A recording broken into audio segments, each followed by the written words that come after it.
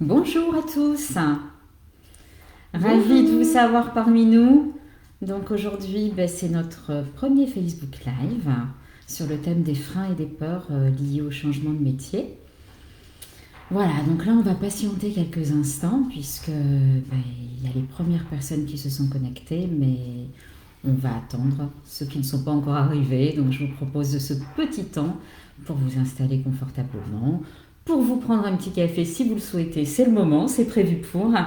Et puis on en échangera un peu plus tard. Je vous laisse quelques 2-3 minutes. On va patienter encore. Oui, 3 minutes. Il est vraiment 11h pile, donc laissons le temps aux personnes d'arriver.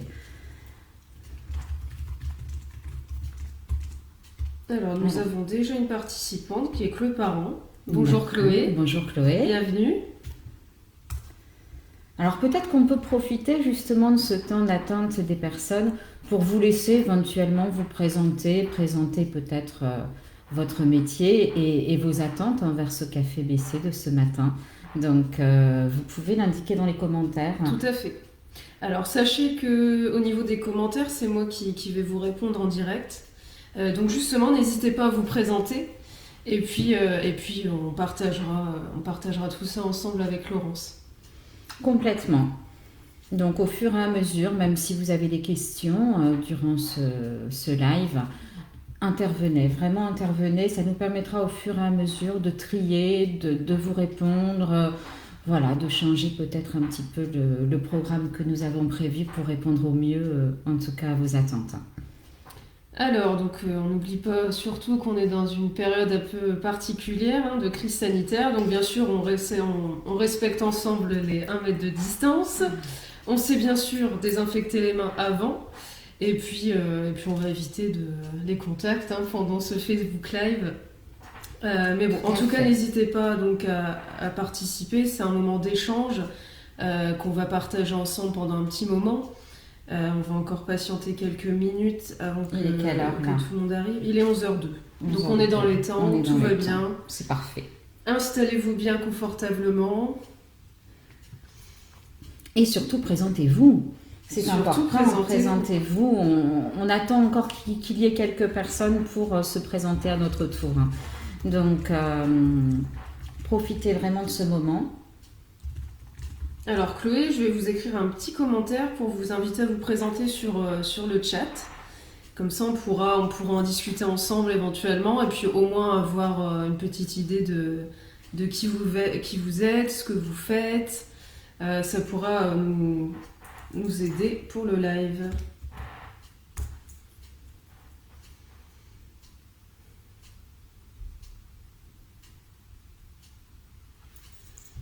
Alors, on a 10 personnes qui sont présentes actuellement. Alors, bonjour à tous pour ceux qui arrivent. Donc, on est ensemble ici avec Laurence aujourd'hui pour vous parler du sujet qui est le changement de métier et notamment les freins et les peurs que ça peut occasionner. Donc, moi, je vais être avec vous aussi pendant tout ce temps-là au niveau du live chat, donc au niveau des commentaires. Donc, c'est moi qui vais les traiter en direct. Donc si vous avez des questions, n'hésitez pas, je serai là pour y répondre avec Laurence. Et puis en attendant que tout le monde arrive, est-ce que vous pouvez vous présenter ? Oui, utilisez les commentaires vraiment pour nous indiquer votre prénom, ne serait-ce que ça, et puis le métier dans lequel vous êtes aujourd'hui, et éventuellement vos souhaits par rapport à ce café BC justement. Alors, donc Chloé a répondu, elle est donc responsable d'ingénierie dans la formation. D'accord, donc elle est dans un domaine proche, en tout cas, du bilan de compétences et de ce que fait Arpège. Merci Chloé pour cette présentation. Alors, les 9 autres personnes de ce fait, est-ce que vous pouvez également nous donner quelques indications quant à votre profil et vos attentes peut-être ? On va leur laisser le temps de naturellement d'écrire. Allez-y. Pour ceux qui viennent d'arriver, donc installez-vous confortablement, faites-vous un petit café et puis on est ensemble pour un petit moment avec Laurence. Juste pour rappel, donc notre sujet du jour, c'est le changement de métier et notamment les freins et les peurs que ça peut occasionner. Donc justement, c'est bien pour ça qu'on vous demande de vous présenter et éventuellement juste nous dire ce que vous faites dans la vie, pour qu'on puisse ensuite en échanger ensemble. Alors, il est quelle heure là? On s'était fixé 11h05. Bon, 11h05, c'était vraiment le timing que nous nous étions fixés. Donc, on va pouvoir démarrer. Tout à fait. Quelques petits rappels classiques, hein, j'allais dire, avant de débuter ce café BC. Des règles de bienveillance. Si vous intervenez en effet sur le chat, ne citez pas, enfin, en tout cas, nous, on ne recitera pas des noms d'entreprises ou des noms de personnes, bien évidemment. Voilà, pas de jugement les uns par rapport aux autres, mais n'hésitez pas à participer, ce sera d'autant plus intéressant qu'il y ait de l'interaction les uns avec les autres. Voilà, le contenu sera beaucoup plus riche si chacun intervient. En tout cas, on va se présenter. Je vais peut-être laisser Faustine commencer. Donc, Faustine, je te laisse te présenter. Donc, bonjour à tous.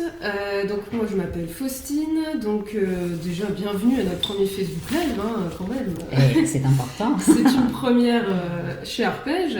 Donc, je m'appelle Faustine Coutelier. Donc, je m'occupe de tout ce qui est ingénierie, formation et tout ce qui est digital au sein d'Arpège. Donc, juste pour rappel, rapidement, qui est Arpège. Donc, Arpège, on a un organisme de formation qui est implanté à Lille depuis 30 ans maintenant. Donc nous proposons des formations sur mesure, adaptées aux besoins de chacun. Nous accompagnons les entreprises pour des formations métiers, donc par exemple en habitat, en mutualité ou en santé, mais aussi transverses, donc par exemple tout ce qui est en management. Ensuite, parallèlement, donc on accompagne aussi les particuliers, notamment au bilan de compétences, en accompagnement VAE et aussi en coaching personnalisé. Donc aujourd'hui on va juste faire un focus sur le bilan de compétences, mais bien sûr il y aura d'autres thèmes qui viendront par la suite au niveau de nos cafés BC. Donc chez Arpège, toutes nos prestations elles peuvent se réaliser en présentiel bien sûr, mais bien entendu avec la crise sanitaire actuelle qu'on vit depuis le début d'année, c'est surtout le distanciel qui est privilégié. Donc toutes nos prestations se font aussi en distanciel, donc notamment grâce à des classes virtuelles ou des e-learning grâce à divers outils. Donc aujourd'hui, bien sûr, je vais accompagner Laurence pour ce Facebook Live afin de répondre à vos commentaires. Donc moi, je suis là pour répondre à vos commentaires en direct. Vous pouvez me voir au niveau du chat. Je m'appelle donc Faustine Arpège. Vous pouvez vite me repérer si vous avez des questions. Je vais justement vous partager sur le chat notre site internet. Comme ça, au moins, vous pourrez aller regarder de votre côté ce qu'on propose chez Arpège. Voilà, comme ça, vous aurez en effet tout le détail de nos prestations adaptées aux particuliers ou aux entreprises. Hein. Vous aurez l'ensemble de nos propositions de formation et d'accompagnement sur ce site. Alors moi, je suis Laurence Boyaval, je m'occupe du pôle mobilité donc au sein de chez Arpège. Dans ce cadre, je crée des parcours d'accompagnement individuel et collectif dans un objectif de gestion des carrières tout simplement. Alors, on a une équipe qui est répartie sur plusieurs régions françaises, alors principalement, en effet, sur les Hauts-de-France, hein, nous sommes assez nombreuses sur les Hauts-de-France, mais également en région Rhône-Alpes, la région parisienne, voilà. Donc, vous pourrez également retrouver la carte de nos implantations sur le site Arpège. Dans le cadre, en tout cas, de l'accompagnement des particuliers, Faustine parlait des bilans de compétences, des prestations de coaching, de VAE. Pour les entreprises, on intervient également dans les bilans de carrière, l'outplacement, individuel ou collectif, toute la gestion des transitions professionnelles et des prestations de recrutement. Donc aujourd'hui, on va parler des freins et des peurs liés aux transitions professionnelles, justement, liées au changement. Puisqu'on sait qu'il y a environ 8 personnes sur 10 qui ont déjà envisagé un changement de parcours, un changement de métier ou un souhait de changement d'entreprise en tout cas, mais néanmoins ces 8 personnes n'ont pas franchi le cap. Donc il y a en effet une certaine crainte, il y a des freins, il y a des peurs face au changement, il y a des choses qui nous empêchent d'agir. Donc moi, en bilan de compétences, je rencontre des personnes qui commencent à avancer, je dirais, qui ont encore des peurs, bien évidemment, mais qui ont déjà engagé une démarche, puisqu'ils viennent me rencontrer, tout au moins pour réfléchir à une situation. Et ce que l'on me fait remonter souvent comme peur, déjà la peur de se tromper. La peur de se tromper, c'est vraiment quelque chose qui ressort, qui ressort souvent. Je m'engage dans un nouveau parcours et je regrette. Je regrette. Donc la peur de l'inconnu, du changement, tout simplement. On sait ce que l'on a aujourd'hui, on ne sait pas ce que l'on aura demain. Donc la peur d'être déçu, la peur d'échouer également. On se sent vulnérable face au changement parce que changer professionnellement, c'est aussi un changement dans la vie, dans sa vie en général, sa vie personnelle, sa vie familiale. Ça impacte tout. Donc parfois on se dit je vais rester dans ma situation et je ne vais rien changer parce que j'ai peur tout simplement. Et puis ce que l'on me dit souvent aussi, c'est que les démarches sont complexes et puis on ne sait pas par où commencer, on ne sait pas quels sont nos droits par rapport à une envie de reconversion ou de réorientation professionnelle. On n'a pas le temps, on court tous, on travaille, on a une vie de famille, donc c'est vrai qu'on avance à un rythme assez costaud parfois quand même. Hein. Et c'est vrai qu'on ne prend pas le temps de se poser sur ses choix et sur ses envies. Donc, tous ces éléments font que parfois on reste dans des métiers alors qu'on n'y est pas bien. Et parfois on n'y est vraiment pas bien. Il faut quand même reconnaître qu'entre être lassé d'un poste à un moment donné et être en burn-out, il y a un décalage important. Donc quand je dis que parfois on n'est vraiment pas bien, je rencontre des personnes qui traînent depuis des mois, voire des années un mal-être et arrivent à un moment donné dans leur parcours où ils n'arrivent plus à gérer, ont beaucoup de mal, sont en arrêt de travail la plupart du temps dans ces situations et se lancent dans la réflexion, s'engagent dans une réflexion qu'à ce moment-là. Alors je dirais que c'est un petit peu tard. Il est encore temps, néanmoins on peut faire le travail, mais si on peut anticiper, c'est parfait. Donc n'attendez pas d'en arriver là en tout cas. S'il y a une lassitude du poste, si vous vous ennuyez dans votre métier aujourd'hui, c'est fréquent quand on a passé plusieurs années dans le même métier, la même entreprise, on peut s'ennuyer et on peut tout au moins se poser et réfléchir à un changement potentiel. Le changement, c'est pas forcément quelque chose de radical. Quand on parle de changement, ça peut être à l'interne, pas forcément à l'externe. Un changement peut être ajouter des compétences à son métier, tout simplement, ou peut-être une réelle reconversion. Mais ça vaut le coup de s'y poser, en tout cas, et de ne pas attendre les années qui passent, et de se dire à un moment donné, si j'avais su, j'aurais pris les choses en main plus tôt. Ça fait 10 ans, 15 ans, 20 ans que je suis dans le même poste. Et je n'ai rien engagé, je n'ai rien pris en main. J'ai laissé quelque part la vie choisir pour moi et je suis restée dans une situation. Autre raison qui nous amène à vouloir changer, c'est un manque de perspective. Parfois, on est dans une structure où on se dit, par rapport à la taille justement de la structure ou par rapport à un métier, vous prenez certaines professions, en termes d'évolution professionnelle, il n'y a pas grand-chose. Vous prenez un poste, alors j'aime pas citer des postes parce que j'ai toujours peur de blesser quelqu'un, mais néanmoins c'est ce que j'entends. Donc ce dont je vous parle, les personnes me l'ont dit, donc des personnes qui exercent ces professions, mais si vous prenez, je sais pas, une profession paramédicale par exemple, à part évoluer vers un poste de cadre de santé, et encore ça n'est pas valable pour toutes les professions paramédicales, c'est compliqué. Alors, en effet, à un moment donné, on peut se dire, on peut changer de service, on peut changer d'organisation, on peut tenter une activité en libéral, on peut faire des choses et rester dans son métier, mais on se sent limité. En tout cas, on se sent limité dans ses possibilités. Là, pour d'autres métiers, au contraire, on a un panel vraiment très très large et il y a moyen d'essayer plein de choses et de changer vraiment, je dirais, de poste de travail. Pourquoi on peut être amené à changer également ? Tout simplement, une entreprise qui est en difficulté économique, on sait que demain il y aura des licenciements. Il y a peut-être déjà eu des vagues de licenciements, des premières vagues, il y en aura d'autres. Et puis c'est un moment aussi où on se dit, ben, c'est peut-être aujourd'hui qu'il faut changer, je vais perdre mon poste de toute façon, alors pourquoi pas réfléchir et peut-être ne pas tout simplement aller candidater ailleurs et reproduire exactement la même chose dans une autre entreprise. Qu'est-ce que je vois aussi dans mes bilans? Des situations plus graves, forcément. Donc dans les situations plus graves, on a les soucis de santé. Il peut y avoir une reconnaissance, une inaptitude au poste de travail tout simplement, ou une inaptitude envisagée en tout cas.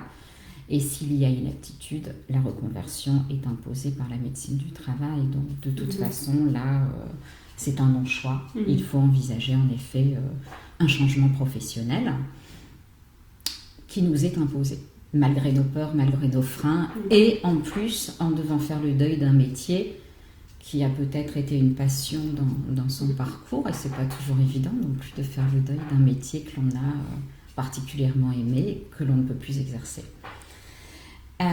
Toujours dans les situations plus graves, après je rencontre des personnes, tout à l'heure je parlais de burn-out ou de harcèlement sur le lieu de travail. Donc oui, ce sont des réalités malheureusement aujourd'hui encore, des situations où envisager de retourner dans l'entreprise est très difficile, voire impossible, et même de reprendre la même fonction ailleurs est quelque chose de très complexe. Donc toutes ces situations, en effet, nous amènent à souhaiter des changements, à envisager des changements, malgré nos peurs. Et là, j'aurais tendance à vous dire, certaines personnes vont vouloir rester au maximum, par peur, toujours, on en revient à nos peurs. Le risque, c'est que la situation s'aggrave et qu'à un moment donné, on ne soit plus en état, justement, d'envisager un réel changement.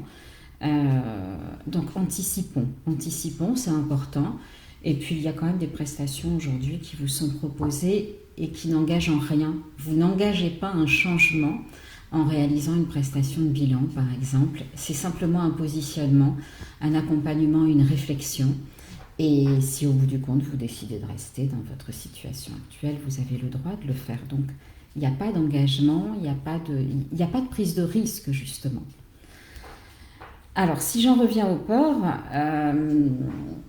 il faut savoir qu'une peur, c'est toujours quelque chose de positif aussi, ça n'a pas que du négatif. C'est important d'avoir peur, ça nous construit.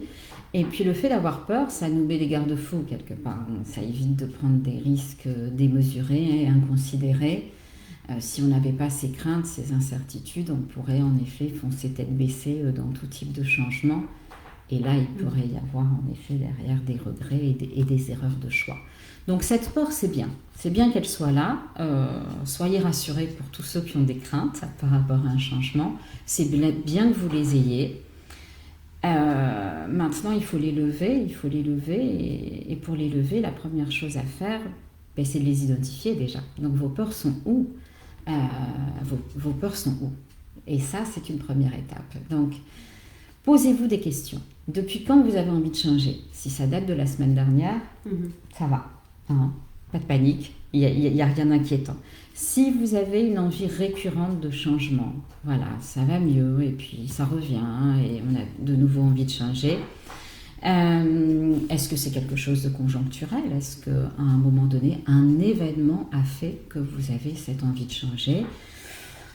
Et peut-être que, après réflexion, quand tout ira mieux, vous n'aurez plus cette envie. Posez-vous toutes ces questions. Qu'est-ce que je n'aime plus dans mon métier? Alors justement, on a pour Chloé, c'est notamment la peur de se retrouver en période d'essai dans un nouveau poste. En ce qui la concerne, vu le contexte sanitaire, en effet. En période d'essai, on n'a pas forcément tous les avantages quand on commence un nouveau travail. Donc forcément, à mon avis, c'est une peur, en tout cas pour Chloé, de se retrouver dans une période d'essai dans un nouveau poste. D'accord. Alors c'est une peur qui est complètement légitime. C'est vrai qu'à partir du moment où on est confortablement installé dans un CDI, en tout cas c'est ce que l'on suppose, on se dit tout va bien, mon métier est stable. Pourquoi prendre le risque en effet de repartir vers autre chose et d'être de nouveau jugé avec le risque que ça ne se passe pas bien tout simplement. Pour limiter justement cette prise de risque, parce que oui, inévitablement, période d'essai, ça fait peur, hein, surtout quand derrière il y a une famille, des enfants et des charges tout simplement, même pour quelqu'un qui est seul, il y a des charges à assumer. Et à partir du moment où votre projet est bien établi, a été réfléchi, a été bien pensé, pas seul, mais en étant accompagné, vous minimisez énormément cette prise de risque. Donc, à partir du moment, l'essentiel, c'est déjà d'être sûr du projet. On ne part pas à l'aventure.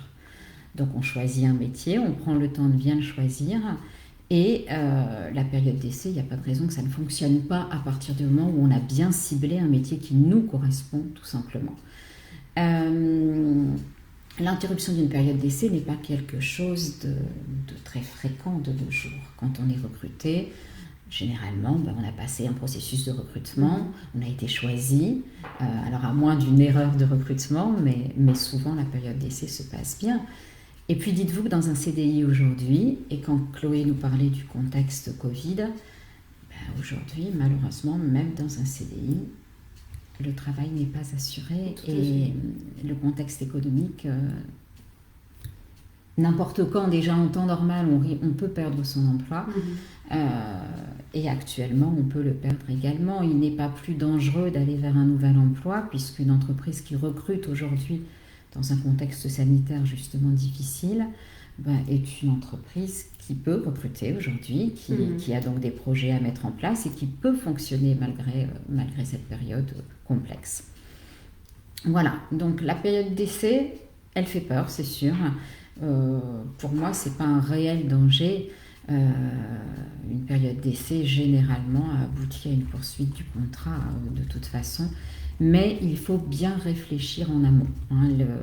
Le risque de la période d'essai, pour moi, c'est surtout le risque du mauvais projet. Et là, un mauvais projet, généralement, n'aboutit pas à un contrat stable et dans lequel on se sent épanoui.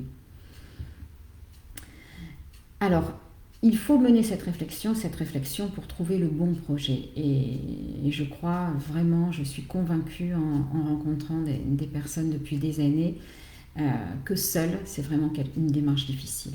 Envisager tous les avantages, les inconvénients d'un métier, se projeter par rapport à son parcours, par rapport à ses capacités, justement, le faire seul. Même pour les personnes qui sont dans le milieu de la formation, de l'emploi, etc. C'est pas quelque chose que l'on fait facilement. Poser un regard sur soi est quelque chose de difficile. D'où toutes ces démarches d'accompagnement. Donc c'est vrai que si vous envisagez un changement, posez-vous déjà les bonnes questions, comme je l'indiquais tout à l'heure, à savoir est-ce que c'est lié à un contexte, est-ce que c'est lié à un ras-le-bol total d'un métier, et à partir de là, engagez-vous dans une démarche, et moi j'ai tendance à dire la première démarche, honnêtement, c'est vraiment le bilan de compétences. On peut y ajouter d'autres choses à côté, mais la première démarche pour moi c'est le bilan de compétences pour poser les choses.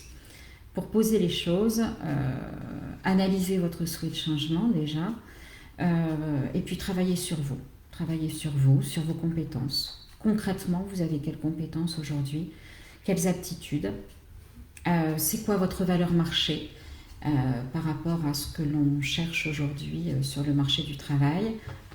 Où est le décalage? Est-ce qu'aujourd'hui, avec votre profil, vous pouvez aller proposer votre candidature sur des postes un peu différents, ou au contraire, il faut envisager des plans d'action avant de vous présenter à un nouveau poste, de par justement votre parcours actuel. Donc le bilan de compétences va vous permettre de travailler sur vous, tout simplement, de travailler sur une meilleure connaissance de soi dans un premier temps, connaissance de vos points forts. Alors on parle beaucoup aujourd'hui en recrutement de vos soft skills. C'est quand même quelque chose qui est très, très à la mode, puisqu'aujourd'hui on part du principe que recruter une personnalité, c'est quelque chose d'essentiel, plus que de recruter quelqu'un qui a un diplôme et une personnalité qui n'est pas en adéquation à un texte que l'on recherche, puisqu'on peut aider une personne à acquérir une nouvelle compétence, par contre la transformer au niveau de sa personnalité, c'est quelque chose forcément de beaucoup plus complexe, voire peu envisageable. Hein. Donc l'idée du bilan, c'est d'identifier justement vos soft skills et de pouvoir les valoriser en recrutement. Donc de bien identifier toutes vos forces, vos compétences, vos aptitudes, vos valeurs aussi. J'ai besoin de quoi pour être épanouie dans un métier? C'est important d'identifier ces éléments-là. Vos intérêts. Donc c'est un travail global qui est fait pour une meilleure connaissance de soi. Et cette meilleure connaissance de soi, ça va vous permettre aussi en recrutement après de mieux vous présenter, de mieux vous valoriser. On travaillera aussi sur les points faibles. En bilan, on travaille sur les points faibles. C'est important. Moi, j'adore les points faibles. Personnellement, c'est vraiment... En Faustine, nous, on les aime, nos points faibles. Tout à fait. On adore nos points faibles. Si on ne les avait pas, on n'aurait pas nos points forts de toute façon. Donc, c'est quelque chose qui est essentiel à l'équilibre d'une personne. On a les deux. Alors, le tout, c'est de trouver l'environnement de travail et le poste qui correspond à nos forces et surtout pas à nos faiblesses. Et à partir de là, nos points faibles sont absolument... dérisoires. Complètement, Faustina. Donc dans un bilan, la première étape, c'est vraiment de travailler sur tout ça, c'est de poser les choses, c'est de réfléchir sur le qui je suis, je peux valoriser quoi et quels sont en effet donc mes points faibles. Une deuxième étape dans le bilan, et ça c'est important aussi, c'est de découvrir les métiers, le marché du travail et de voir quelles sont les pistes que je peux envisager de par mon parcours. Alors c'est important, alors seul à nouveau c'est pas évident de le faire. Nous on a pas mal d'outils que l'on peut mettre en place pour vous aider à travailler sur tous ces aspects, pour vous permettre déjà de découvrir des métiers, des nouveaux métiers ou des métiers que vous n'avez jamais pu approcher tout simplement. C'est aussi dans le cadre du bilan pour approfondir cette connaissance, écouter des témoignages de professionnels, c'est rencontrer des gens pour mieux connaître, parce que quand un métier semble nous intéresser, on en voit avant tout les avantages, on ne voit pas beaucoup les inconvénients à vrai dire. Et moi, le travail en tout cas que je demande et que je fais au sein d'Arpège, c'est vraiment d'aller chercher tous les points qui peuvent être gênants dans un métier et de vous faire remonter, quand un métier vous plaît, tous ces inconvénients, parce que les avantages, vous les avez perçus, le métier vous plaît. Les inconvénients, pas forcément, et c'est très bien de les identifier, notamment par rapport à nos valeurs ou par rapport à nos contraintes personnelles. Il est bon de savoir où on va. À nouveau, c'est pour minimiser le risque. Donc là, j'en reviens aux freins, aux peurs. Plus je vais minimiser le risque de me tromper, justement, et plus je vais aller creuser un projet, et plus je serai sûre de moi. Et si je connais tous les inconvénients d'un poste, c'est facile de me projeter et il est peu probable que je me trompe à ce moment-là. Donc c'est vrai que rencontrer des professionnels, ça peut faire partie d'une étape aussi dans le bilan de compétences pour en effet échanger sur le métier, les débouchés, les formations les plus demandées également, les formations, les petits plus qui font que les candidatures ont une valeur ajoutée par rapport à d'autres personnes. Donc c'est quelque chose d'important. Je ne sais pas, Faustine, si tu as... Est-ce que vous avez des questions jusqu'à présent? Alors moi, je vais juste vous permettre de vous transmettre le lien de nos différentes offres en bilan de compétences. Comme ça, vous pourrez aller les consulter de votre côté.